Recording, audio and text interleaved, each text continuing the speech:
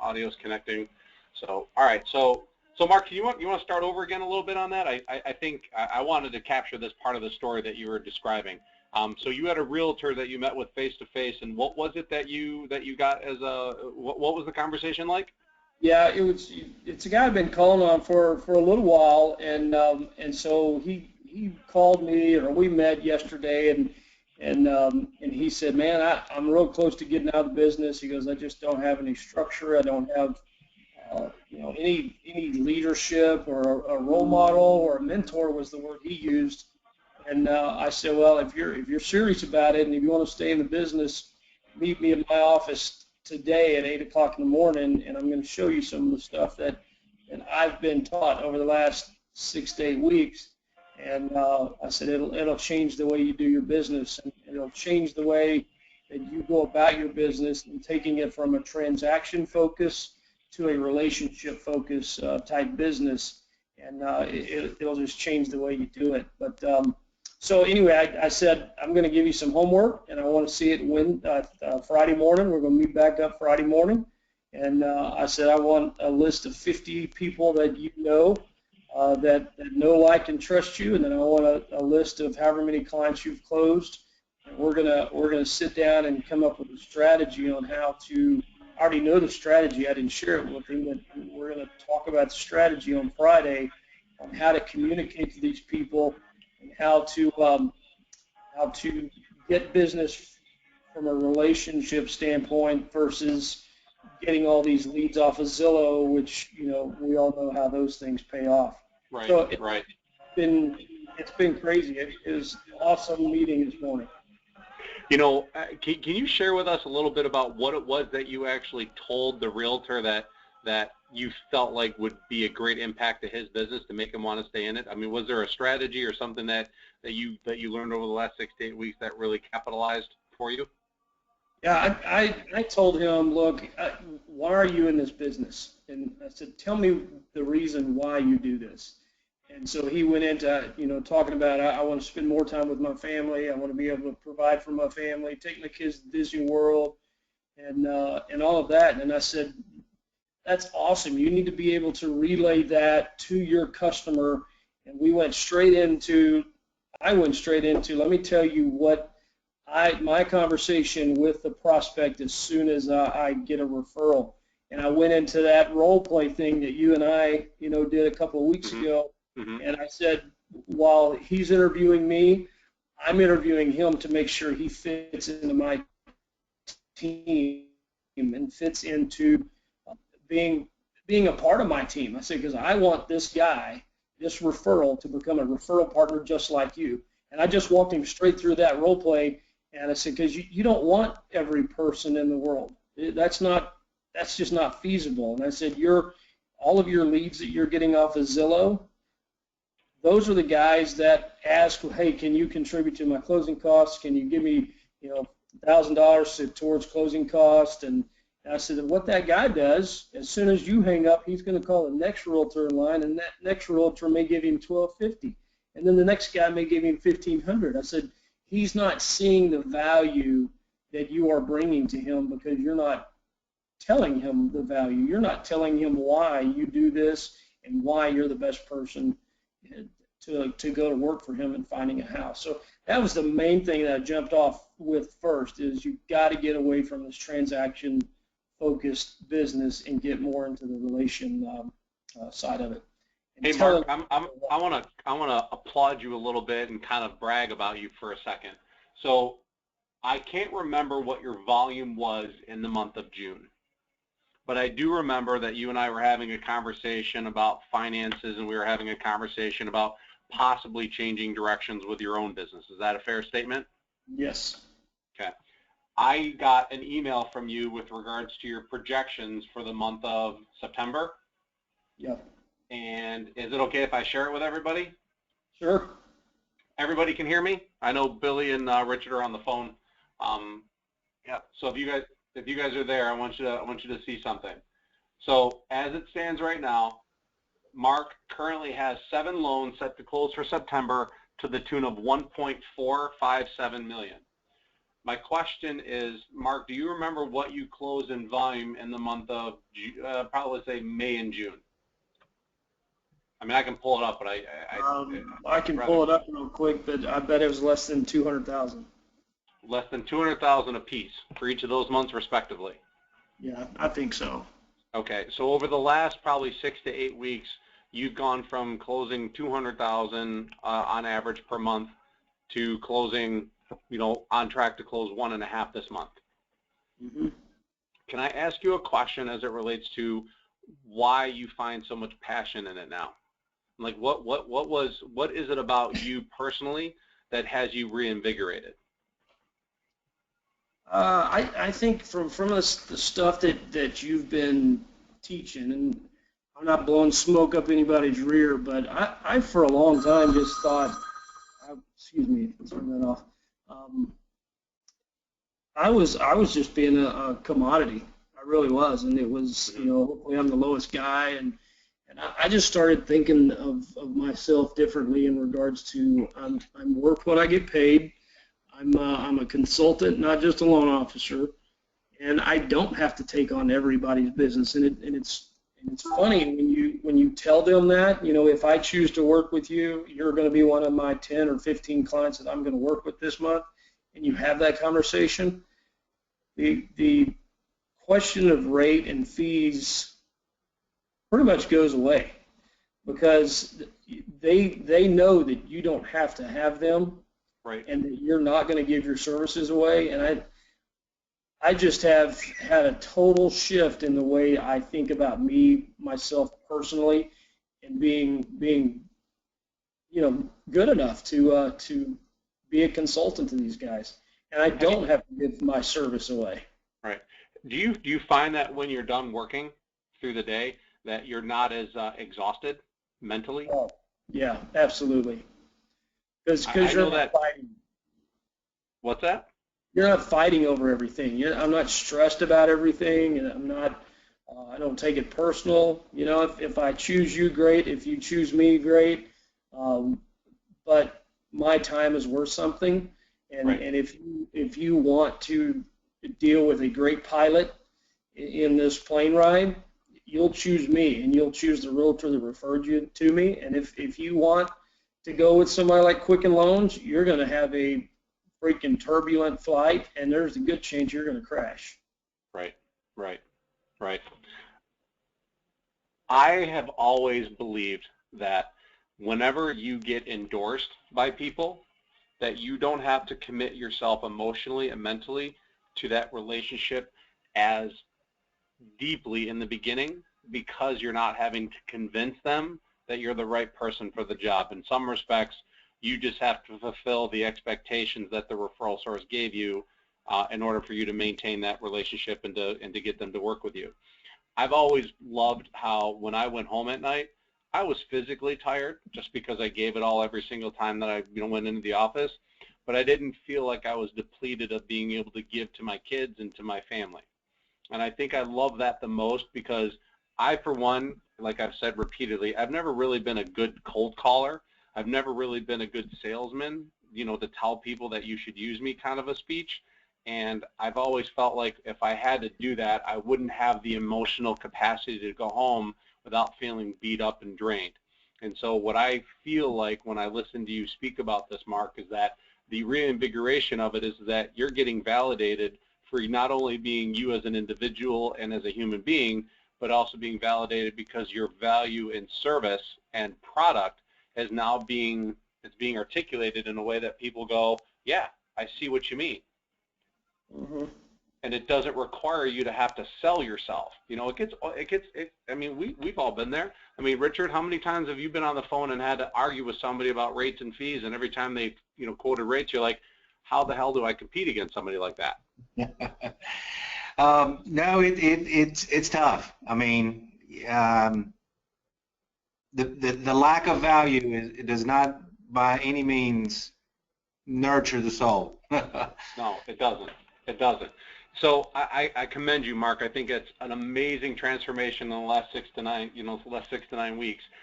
Last week, I know, Richard, you weren't on the call, and William, you weren't either. Can you tell me, last week we had a conversation about current client referrals, and I want to make sure that as our conversations progress that we start to capitalize on our skills that we're learning. What were your success stories from last week, Wednesday, until today?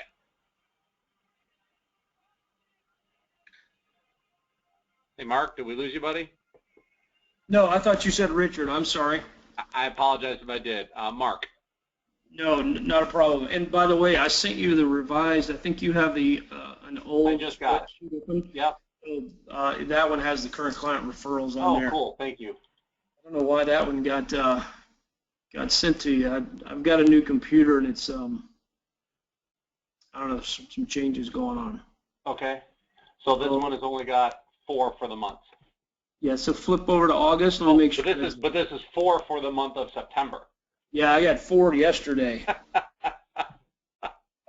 Yeah. So, I freaking love it.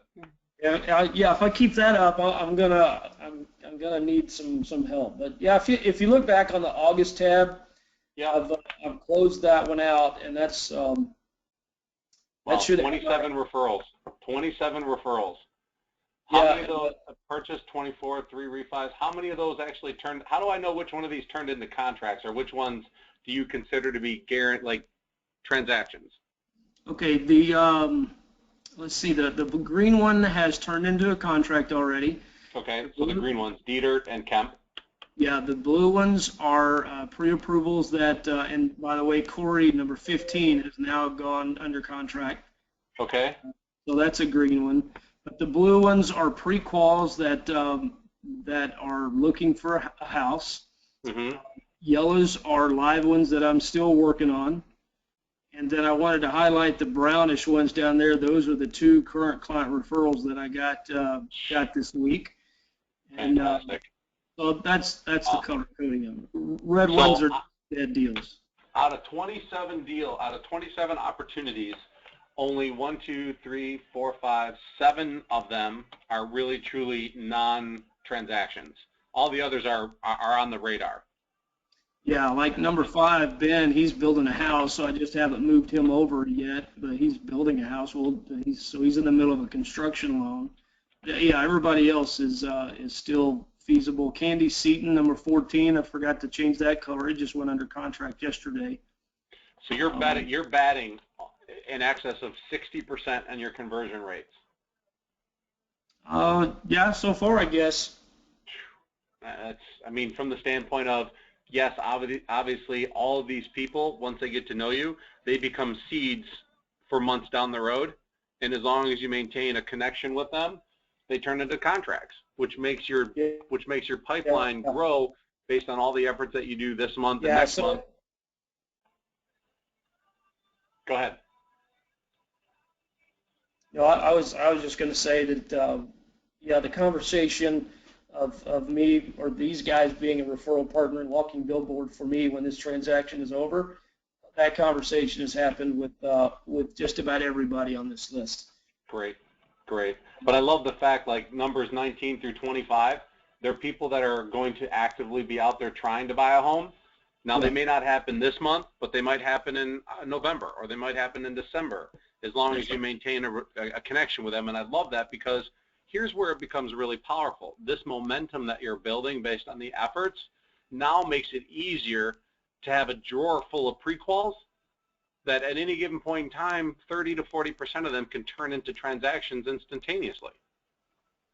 Yeah, and another part of that, Doug, is I can take a list of my pre-quals, and I can go into a builder and say, there's a shortage of homes on the market. I have 24 pre-quals, whatever that number is. Yep. If I bring them in here, I want to be able to do the loan. So it opens up my opportunity. Oh my gosh, that's a really good strategy. Yep. Have you done that yet? I have not. I haven't. I was just thinking about that in the last couple of days, but it's certainly a strategy I'm going to do. So 2 current client referrals last month, and did you get any new current client referrals yesterday? No, those came in late last week. So you've got a total of 2 current client referrals in the last 7 days. Yeah, since we had our last call. Mm-hmm. tell me why you think Shelley Jordan is endorsing you. Oh, she's just ecstatic about the process and the communication. So she's currently involved? She's currently in the process right now? Yeah, she is a current person under contract. She's probably listed under a July lead. Her name is Shelley Jordan. Okay. And she closes on the 11th. We're in for final approval right now, so we probably will have that by Thursday. We'll have our clear to close Friday. We'll probably have docs the title Monday or Tuesday for a Friday closing next week. So for everybody on the call, I want you guys to listen to what it is that has happened by being engaged in what orchestrating referable moments means. Not only setting the stage is it valuable, but delivering on what you promise people and what you set the expectation up for people is critical. And what that helps is so many other pieces of the process. When RLOs, when you guys as originators are engaged in your files, and what I mean by engaged is if I was to pick up the phone and call each of you up and ask you a question about a specific loan, you guys being able to give me details enough on the file to be able to make me believe that you know exactly where the file stands. Or if a client, that particular client, were to call up and ask you where the file stands, you would be able to give them an honest answer and be able to confidently explain to them where the file's at and what's needed. The point is that when you're able to be engaged with your files and you're able to pick up the phone and have proactive communications with your clients, and going back to the strategy of being able to talk to them for the update, but then to leverage the relationship to be able to ask them for a referral, this Shelley Jordan is a perfect example of somebody who was told in the beginning about the way that Mark works. And then throughout the process, Mark has been cognizant of moments that he would be able to leverage that relationship.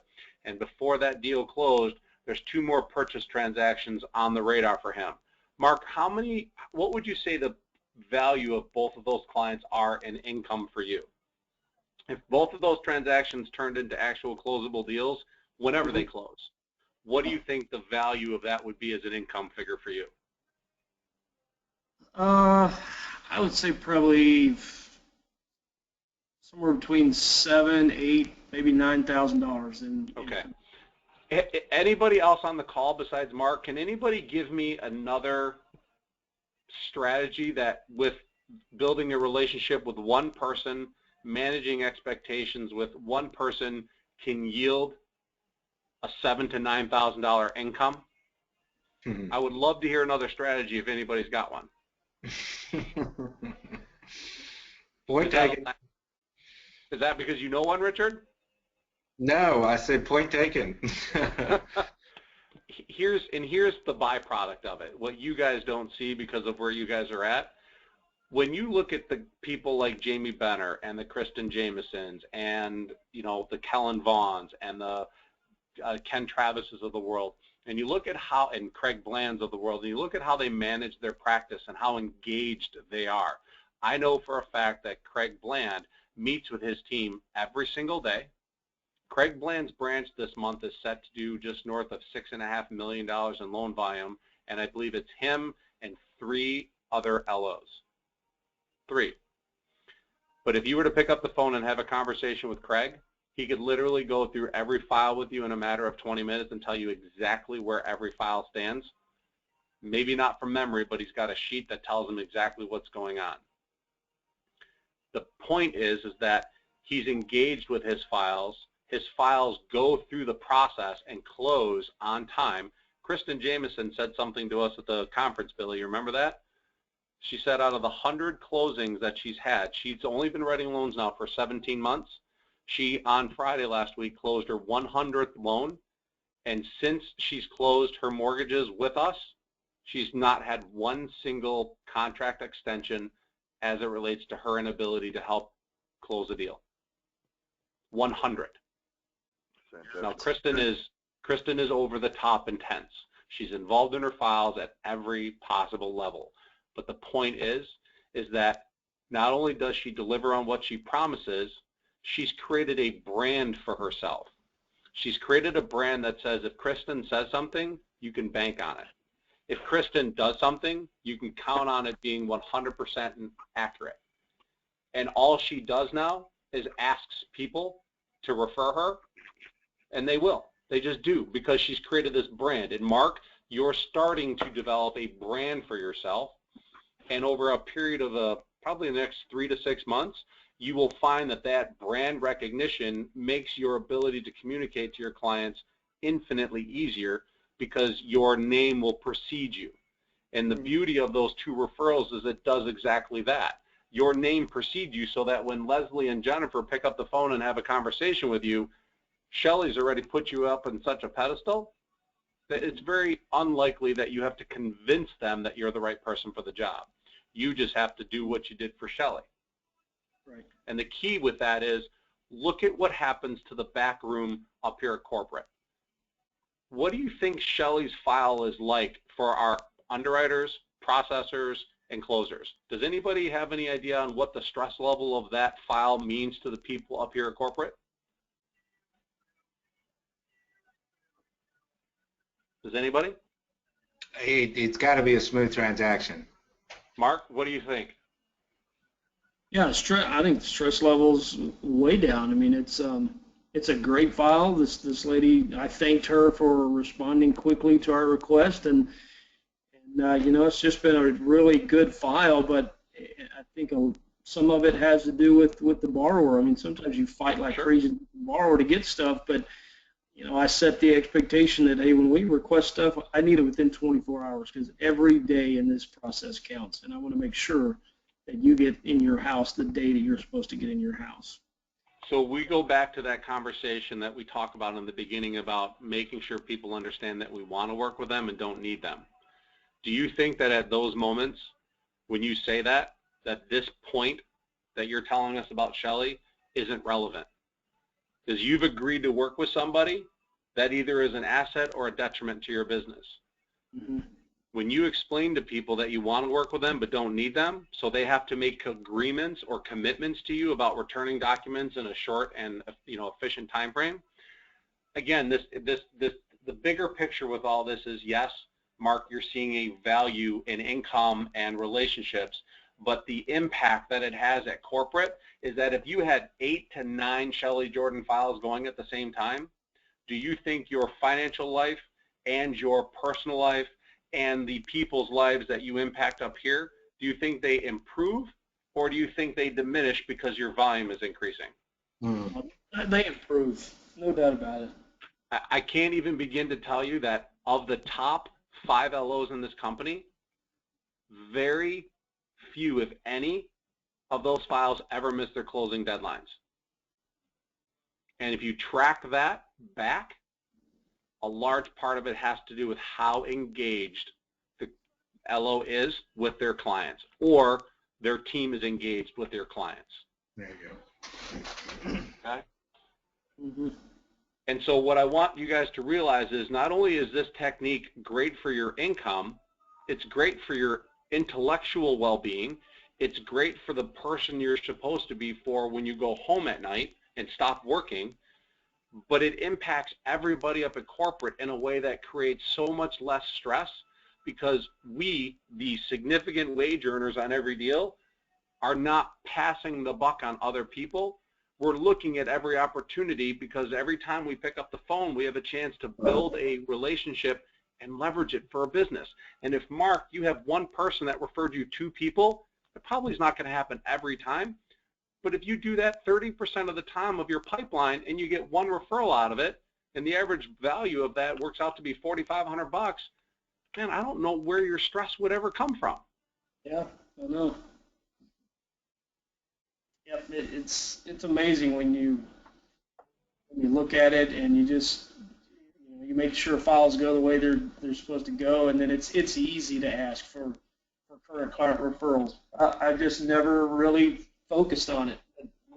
Well, there's definitely a financial, and we'll end it with this, and then we'll go on to Billy. But the whole point in being engaged, there's a financial benefit for you as the loan officer, as the leader of the transaction, to remain engaged with the client, not just for the transaction that you're closing for them, but it's if the stage has been set correctly, it's amazing what the possibilities are if you market yourself correctly to that client and do what you say you're going to do and put their needs at the forefront without sacrificing your core values. Meaning, it's okay to tell your clients no. It's okay to tell your clients that they're not the right person for your business. You have to realize that if Mark had 5 Shelley Jordans and no other clients, and all 5 of those referred him 2 more people, he just got 10 more leads without having to worry about cold calling a single person. And chances are, those 10 become great advocates of his business if Mark makes sure that he's working with the right people. So, Mark, congratulations. I think it's fair to say, since Ryan didn't show up, I think he tapped out on this one. I think you've won. So I will. I'll drop that note of appreciation to you in the mail. And congratulations, buddy. 2 current client referrals. Man, that's and we'll be done with it. Tell me what it felt like to get those 2 calls. You know, I think it makes your chest swell up a little bit, I guess is the best way to say it. And I think it just reinforces what I've started feeling, that I'm more than just another loan officer. I'm somebody that these people can count on. Mark, that feeling that you got when those calls came in and they say, "Hi, my name is Leslie Vaughn. Shelley Jordan referred me to you. I'm looking at doing whatever." I will tell you that feeling of listening to those voicemails or getting that phone call, that's what I'm addicted to. That's the jazz that I love about this business. That's the one thing that I chase every single day. The money comes because of that, but I went so far as to say that is the sole purpose of why I wake up every morning and come to work and talk to my clients the way that I talk to them. It's because I'm chasing that next quote-unquote high. And for me, it's like a drug. And when you start getting more of them, it becomes pretty addictive, and you start to feel pretty invincible. And that's when I'll have to help you keep your head on the ground. Yeah. But until then, man, I don't want you to slow down. I want you to keep doing it, because I think it's a great way to re-energize yourself and get refocused in this business. Yeah, I appreciate all your help. No worries, no worries. So, Mr. Green, I got to be honest with you guys. I have been around this industry for quite some time, and I have yet to meet somebody who invested themselves more for this 2-day event, and what you did and how you presented yourself. For Richard and for Mark, you guys don't know this, but in Florida, back in February, I started this thing called a round table.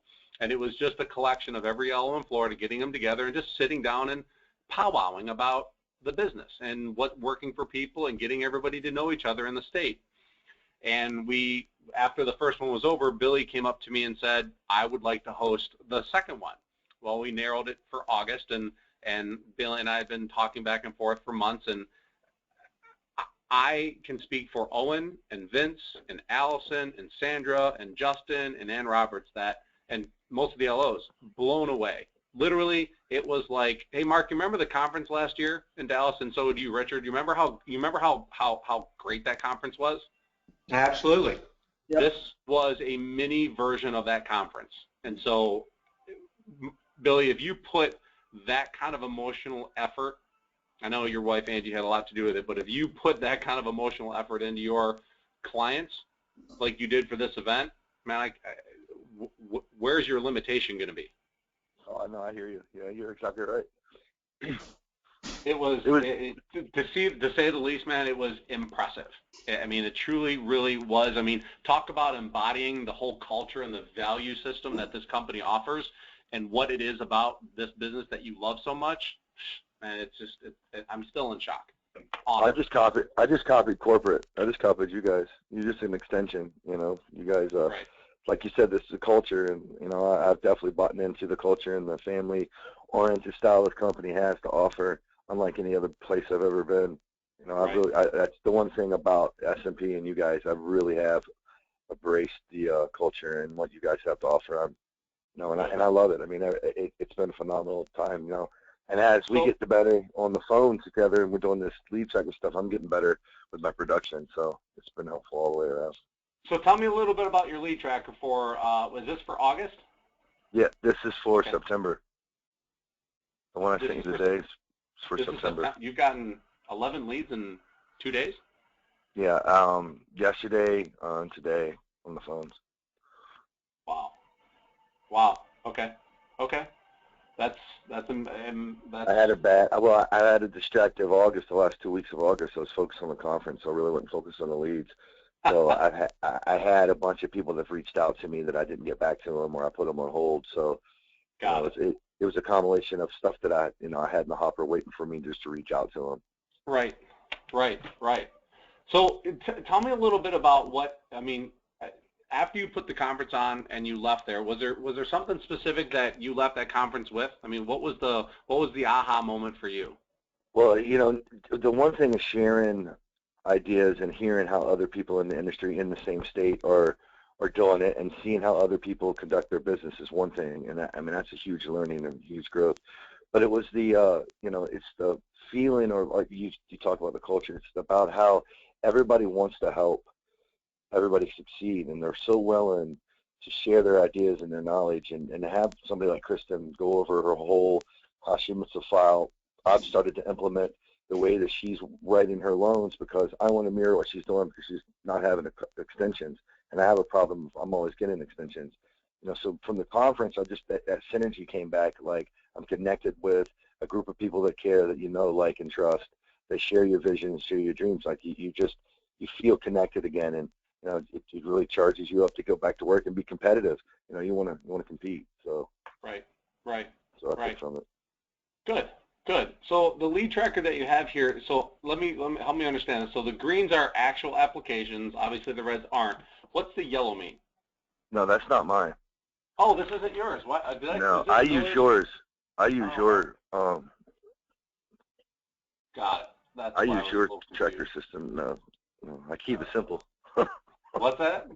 I said I keep it simple. I'm using what you're using. But Got the other two guys, that's like reading NASA data to me. it. Okay, here we go. Okay. So, man, okay, awesome. Yeah, I was pulling up Ryan Miller's. No worries. Right. No worries. These are stuff that these are people that, like I said, contacted me over the weekend or contacted me during Thursday and Friday last week that I couldn't get to, that yesterday and today I was able to knock some stuff out. So you know what? I know you haven't turned in your projections yet, but what are you targeting for the month of September? I've got five. I should have 5 loans closing. I should be somewhere right at like 1.1 million. Oh, wow, that's awesome. I've got I've got a refi that's 450, and I've got another one that's 375. And Well, then that always helps. yeah, that absolutely.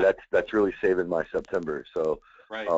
Right. And then I had a couple that carried over that they're in underwriting right now. They should close by the end of next week. I've got them carry over. So Got it. I love it. I love yeah. it. I know since I've been doing this lead tracker, my Right. my production altogether has stepped up. I was doing 1 to 2 loans a month, kind of fumbling through it, hitting 500,000 or right around there. And since focusing on my leads, I started to close 4. I closed 4 loans last month. I'm going to close like 5 loans this month. I've got more coming. It's a snowball effect for me, and it's really helped. Right. It's really changed the way that I do business.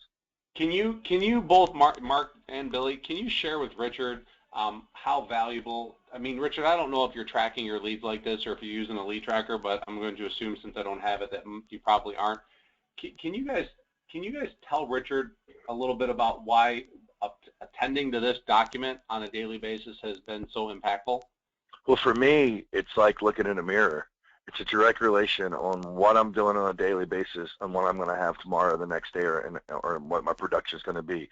So for me, it's like staring myself in the mirror. It's making me be accountable to myself, and because now I know if I don't have customers, or if I'm not talking to somebody, if I'm not engaging in the business the right way, I know, because I can stare at my lead tracker, and to me, it's just like a mirror.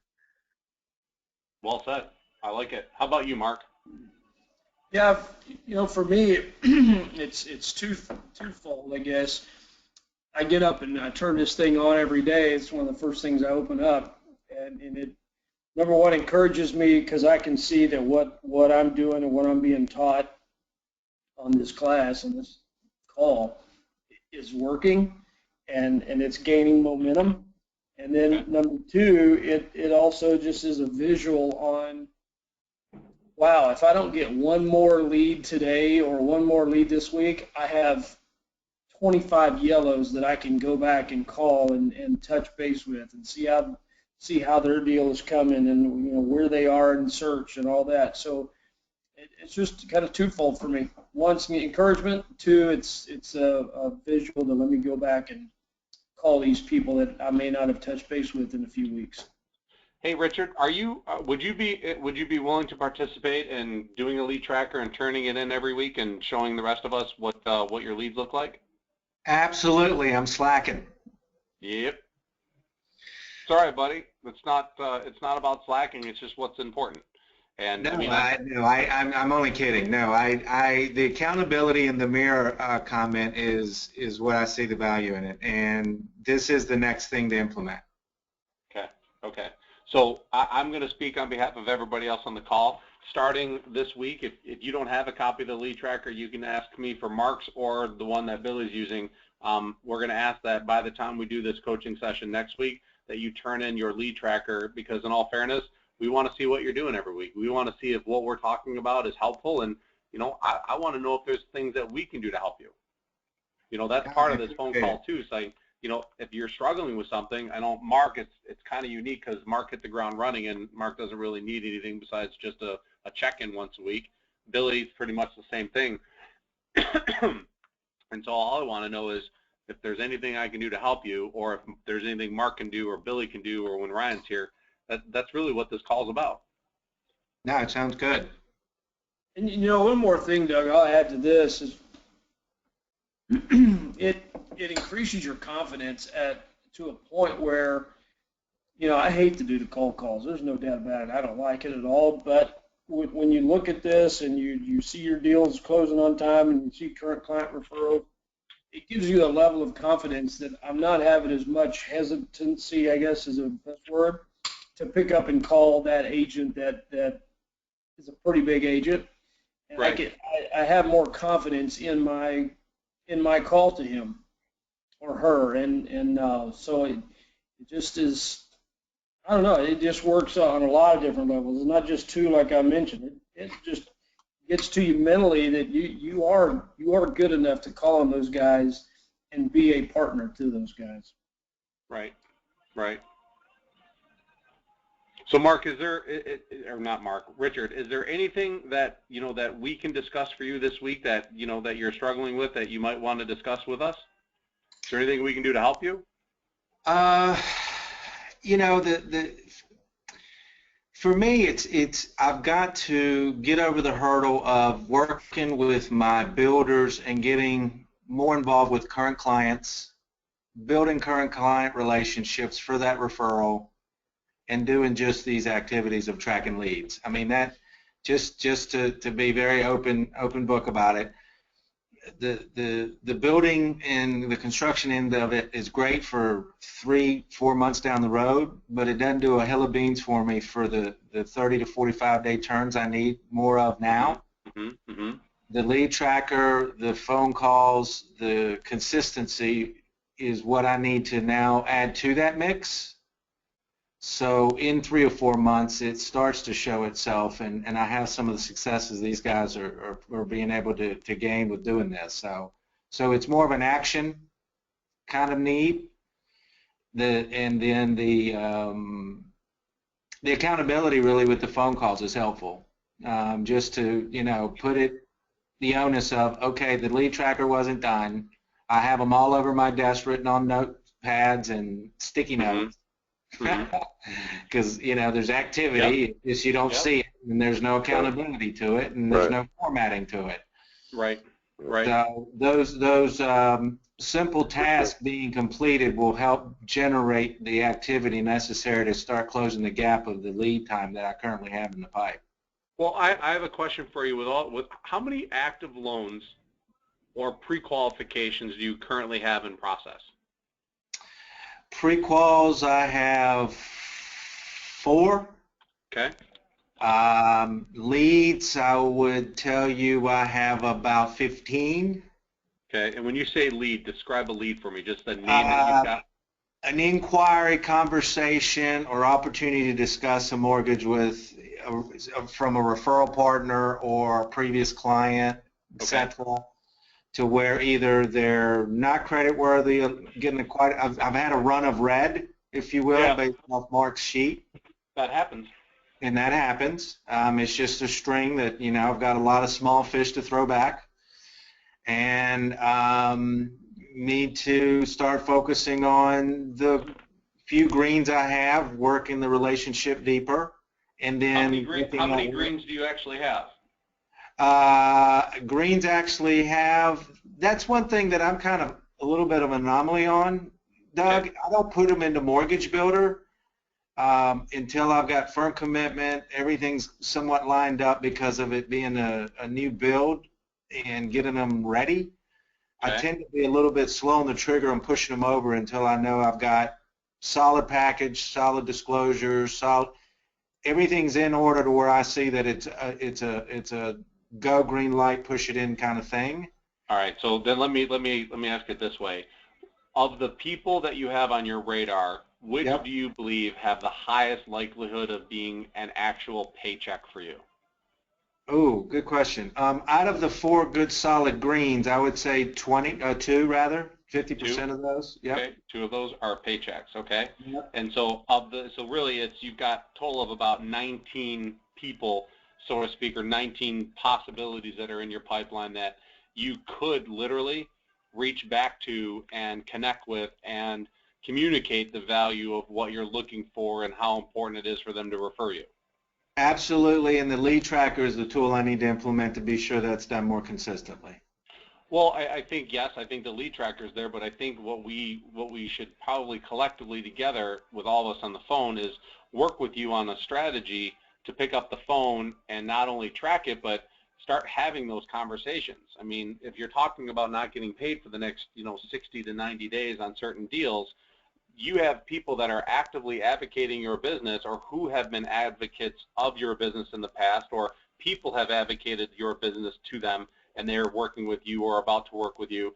Those people, of those 19, if you were to assume the ratio of 30% is correct, you're looking at another 6 deals, 5 to 6 transactions, if you did nothing but maintained a healthy and meaningful relationship with those 19 people. No, that's true. True. Very true. So my question then begs is, what is it that's preventing you from doing that? I get that the lead tracker helps you track that, but if you were to wake up every morning and see that lead tracker staring at you in the face, and some are red, some are green, some are yellow, and you wondered what you were doing today, and you didn't have anything to do, so to speak, like Mark said earlier, the lead tracker says pick up the phone and talk to the yellows. Yeah. No. And find a referable moment, or what we call orchestrate a referable moment.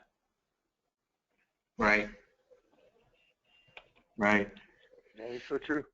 Hey, Mark, can you talk a little bit about what you say to your clients after they've started the process? Like, what did you say to Shelly Jordan to get her to get to the point where she felt comfortable referring you during the process?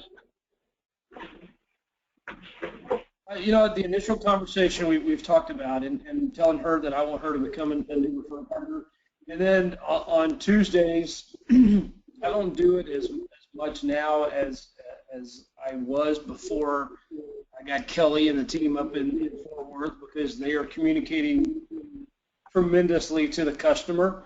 But up until just a couple weeks ago, I would call on Tuesdays and update the buyer on how things were coming, ask her if there's anything we can improve on, give me feedback on any of that. So about 2 weeks into it, I start asking, so are you happy with the process so far? Is there anything else we can be doing for you? No, I'm happy. And then I went straight into what you have been coaching on, Doug, is that's great. You know how I build my business? It's on referrals. Remember, I told you that at the very beginning. Is if you're happy, is there any one of your coworkers, family, or friends that could use my services? And One of those is a coworker that she gave me, and one of them is her sister-in-law. And it was like, yeah, absolutely. Here's two people I know right now that are purchasing. Wow. One of them's building and one of them's purchasing. So Richard, do you think that there's any? Do you think that we have to? Can we work with you on that presentation? Is there something that we can help you with? Because I think that if you're looking for that, I think you call it low-hanging fruit. I don't think they get any lower. Right. No, that's pretty low as far as an opportunity. You know, for me, the accountability aspect of the phone calls and the mechanism of the lead tracker is just that. Having the trigger will cause the call, will cause the result. I haven't implemented, very candidly, I just haven't implemented a consistent daily action item that can make that plan be on autopilot. Right. I mean, just allowing too much distractions of non-productive activities to get in the way. Okay. And I know we've all been there. I'm 100% guilty of it, and I'm pretty sure that everybody else on the call has had the same problem. So what would you like for us to hold you accountable to for next week, Wednesday? One, let's see a lead tracker. That would be a good start. Which one do you want to use? Do you want to use Mark's or do you want to use Billy's or mine, the simple dumbed down version? I've gone ahead and started to update the one Mark was kind enough to relay, so I'm going to go with that one just because it's got a ongoing monthly. Yep. That I think is a good thing to have. So that one there is going to be the go-to for me. Secondly, the calls themselves, knowing that I've got to chime in with you guys on the answers of the tough questions that, hey, who do you have? How many do you have? What have you done with them? Are you talking about these things with them is the second piece. And then three, just the pure competition of hearing that, Mark's doing so well is for me a big motivator because I love to hear successes and trying to, excel to be a part of them. Right. And let's be clear. This is not rocket science. This is not we're not asking people to donate blood. We're not asking anybody to do anything that they wouldn't feel comfortable doing to a friend. And so I want this to be very, very I want this to be very, very meaningful for you guys. That if Wednesday next week shows up, Richard, I want you to be engaged with this and really put forth a really hard effort because we know that it works. Mark can attest to it. I know Ryan can attest to it. I know Billy can attest to it. If you plug into it and you simply ask for the business, it happens. Right. I think even Scotty and Carl and Tammy have a Just Ask campaign. My Just Ask campaign is based on your ability to ask the people that already know you, like you, and trust you. If you value them as people and you value them as clients, they do feel the same way about you. You should have very little, if any, resistance having the conversation. And I'm not expecting you to get 5 referrals by this time next week, but what I'm wanting to see, and I'm sure everybody else does too, we want to see your effort as it relates to just putting yourself out there and becoming vulnerable. Yeah, no, that's fair. And just to have fun with you, Doug, that means that you do have to send out the invite every week. Didn't I send an invite to you? Yeah, but I wasn't there last week for that reason. Yeah, that was my fault. Right.